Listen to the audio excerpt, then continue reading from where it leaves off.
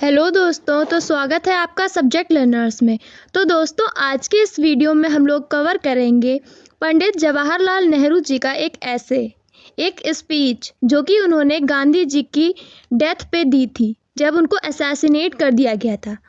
उस स्पीच का नेम है the light has gone out of our lives. तो चलिए बिना किसी देरी के ऐसे को स्टार्ट करते हैं। The light has gone out of our lives, ये एक स्पीच है जो कि पंडित जवाहरलाल नेहरू जी ने, या जिन्हें हम लोग चाचा नेहरू के नेम से जानते हैं, उन्होंने दी थी जब गांधी जी को असैसिनेट कर दिया गया था। अच्छा, ये आप लोग मुझे कमेंट्स में बताएंगे कि गांधी जी को किसने मारा था। तो ये स्पीच गांधी जी की डेथ के मैसेज को फॉरवर्ड करने के लिए नेहरू जी ने दी थी 30 जनवरी 1948 की शाम 6 बजे ऑल इंडिया रेडियो पे। इस स्पीच में नेहरू जी गांधी जी को लाइट से पर्सोनिफाई करते हैं। नेहरू जी उस स्पीच के थ्रू लोगों से बापू के लिए प्रेयर करने को कहते हैं और कोई भी लड़ाई झगड़ा ना करे ऐसा समझाते हैं। अब इस स्पीच को हम लोग डिटेल में कवर करेंगे लाइन बाय लाइन एक्सप्लेनेशन के साथ। मैं इंग्लिश वाली लाइन नहीं पढ़ूंगी, वो आप लोग खुद से पढ़ेंगे। मैं सिर्फ और सिर्फ उनका हिंदी मीनिंग बताते हुए चलूंगी। दोस्तों और साथियों, कॉमरेड्स मीन्स आपके वो साथी जो आपके डिफ़िकल्ट टाइम में साथ होते हैं। यहाँ पे दुख तो सबको हुआ है ना गांधी जी की डेथ का, इसीलिए कॉमरेड्स बोला गया है। हमारी जिंदगियों से रोशनी चली गई है, रोशनी से इन्होंने गांधी जी को सिंबलाइज किया है और हर तरफ डार्कनेस, हर तरफ अंधेरा छा गया है। जवाहरलाल नेहरू जी कहते हैं कि मुझे नहीं पता कि मैं आपको क्या बताऊं और कैसे बताऊं। हमारे बिलीवेड, हमारे प्यारे लीडर जिनको हम बापू कहते थे, हमारे नेशन के फादर यानी राष्ट्रपिता, अब हमारे बीच नहीं रहे। शायद ये मेरा कहना गलत होगा, हाउएवर अब हम लोग उन्हें नहीं देख पाएंगे जैसे हम लोग इतने सालों से देखते आ रहे थे। अब हम लोग उनके पास एडवाइस लेने के लिए नहीं जा पाएंगे और ना ही उनसे कंफर्ट लेने, उनसे तसल्ली लेने। और ये बहुत ही बुरी सिचुएशन है, न सिर्फ मेरे लिए बल्कि इस देश के लाखों करोड़ों लोगों के लिए। और ये बात बहुत ही डिफ़िकल्ट होगी मेरे लिए और किसी के भी लिए कि वो इस दुख को कम कर सके। The light has gone out, रोशनी जा चुकी है, मैंने कहा, और फिर भी मैं गलत था। क्यों गलत थे पंडित जी, देखते हैं। जो लाइट इस कंट्री में चमकी वो कोई ऑर्डिनरी यानी साधारण लाइट नहीं थी। जो लाइट इतने सालों से इस कंट्री को रोशनी दे रही थी, शिक्षा दे रही थी, वो आने वाले कई सालों तक देश को इल्यूमाइन करेगी, मीन्स रोशनी देगी, शिक्षा देगी, और हज़ारों सालों के बाद भी वो रोशनी इस देश में दिखेगी। दुनिया उसे देखेगी और वो अनगिनत लोगों को तसल्ली देगी, शिक्षा देगी। वो लाइट ना ही गांधी जी के फिजिकल अपीयरेंस को सिग्निफाई करती थी और ना ही उनके इमीडिएट पास्ट को, बल्कि वो लाइट तो उनके आइडियल्स, उनके प्रिंसिपल्स और उनके गाइडेंस को रिप्रेजेंट करती थी, लाइफ के ट्रूथ्स को रिप्रेजेंट करती थी।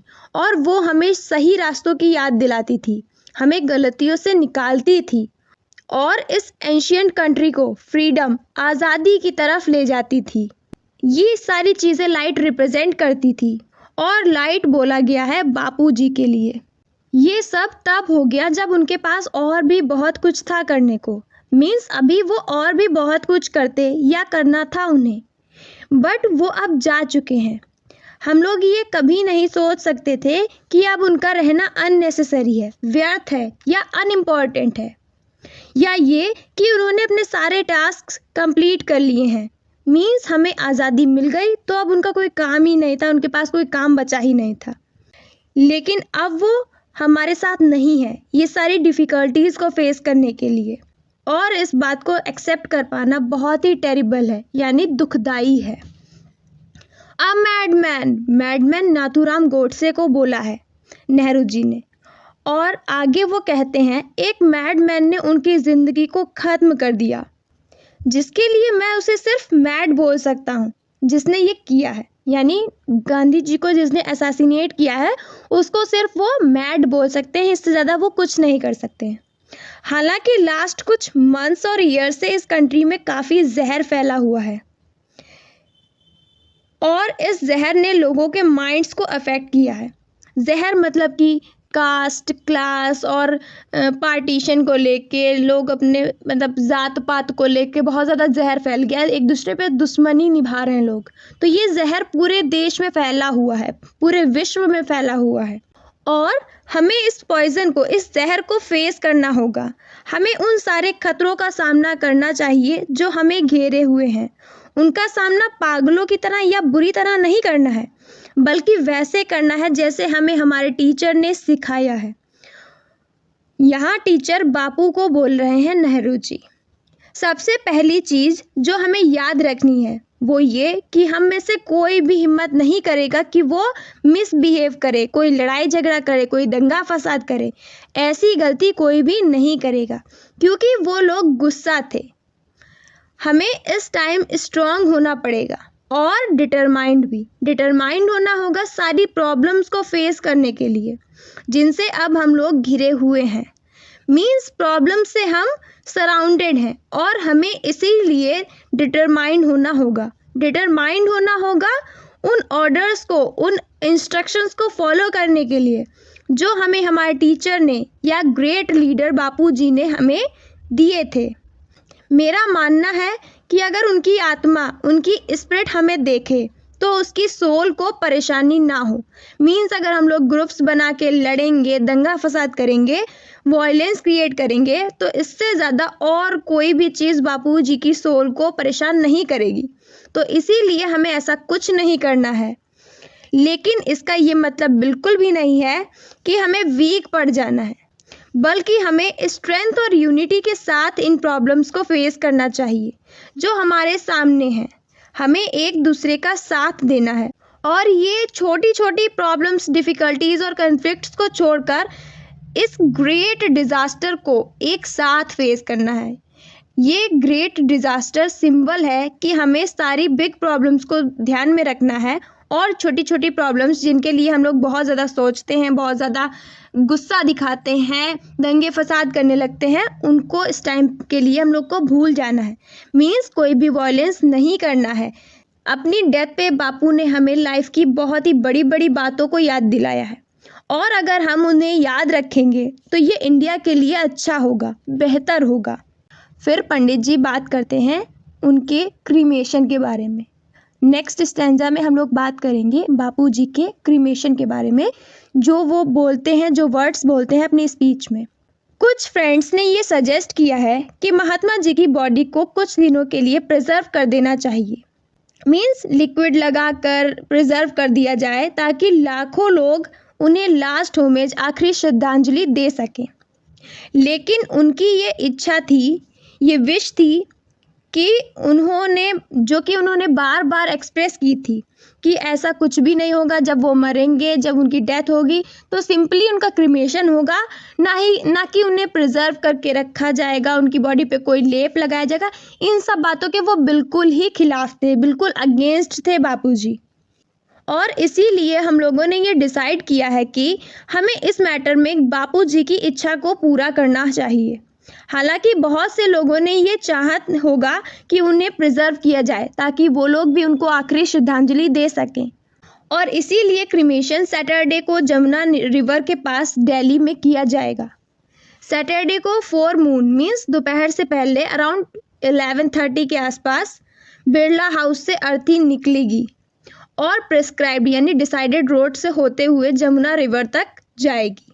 वहाँ लगभग शाम के 4 बजे क्रिमेशन किया जाएगा। प्लेस और रूट रेडियो या प्रेस के थ्रू आप लोगों को अनाउंस कर दिए जाएंगे। दिल्ली में जो लोग उन्हें यानी बापू जी को आखिरी श्रद्धांजलि देना चाहते हैं वो इस रूट पे इकट्ठा हो सकते हैं। मैं ये एडवाइस नहीं दूंगा कि बहुत सारे लोग बिरला हाउस आ जाएं, बल्कि वो लोग बिरला हाउस से जमुना नदी तक के लंबे रास्ते पे इकट्ठा हों। और मुझे ये विश्वास है कि लोग वहाँ शांति से रहेंगे, मतलब कोई भी ज़्यादा दिखावा नहीं करेगा कि कोई मतलब उनको टच करने के लिए बहुत ज़्यादा लड़ भिड़ रहा है, दंगा फसाद कर रहा है। या किसी तरीके का शोर वगैरह कर रहा है, दिखावा कर रहा है, तो ये सब कोई भी नहीं करेगा, ये मेरा मानना है। लोग वहाँ शांति से और बिना किसी दिखावा के रहेंगे। यही सबसे अच्छा और बेस्ट तरीका है उनको आखिरी श्रद्धांजलि देने का। सैटरडे हम सभी लोगों के लिए फास्टिंग और प्रेयर का दिन होना चाहिए। मीन्स जितने लोग रह सकते हैं, फास्ट कर सकते हैं, वो फास्ट करें और मतलब उनके लिए प्रेयर करें और सब लोग उनके लिए ज़्यादा से ज़्यादा प्रेयर करें। जो लोग दिल्ली से बाहर हैं और इंडिया के दूसरे पार्ट्स में हैं, वो लोग भी इस लास्ट जर्नी में ऐसे पार्ट लेंगे जैसे कि वो वहीं हों। मीन्स उन्हें रेडियो पे सारी न्यूज़ लाइव दी जाएंगी। उनके लिए भी ये दिन फास्टिंग और प्रेयर का होना चाहिए। और क्रिमेशन के लिए निर्धारित समय पे शाम के 4 बजे लोगों को रिवर या सी पे जाना चाहिए और प्रे करना चाहिए। और जब हम प्रेयर कर रहे हों तो सबसे ग्रेट, सबसे बड़ी प्रेयर, सबसे अच्छी प्रेयर जो हम कर सकते हैं वो है कि खुद को सच के लिए डेडिकेट करना है और उस मोटिव के लिए जिसके लिए ये ग्रेट कंट्रीमैन जिया और उसी के लिए मर गया। This is the best prayer. ये सबसे अच्छी प्रेयर होगी जो हम लोग कर सकते हैं उनके लिए या उनकी मेमोरी में, उनकी याद में। और यही सबसे अच्छी प्रेयर है जो हम कर सकते हैं इंडिया के लिए या अपने लिए। और इसी के साथ ये ऐसे यहीं पे कंप्लीट होता है। Thanks for watching and have a nice day.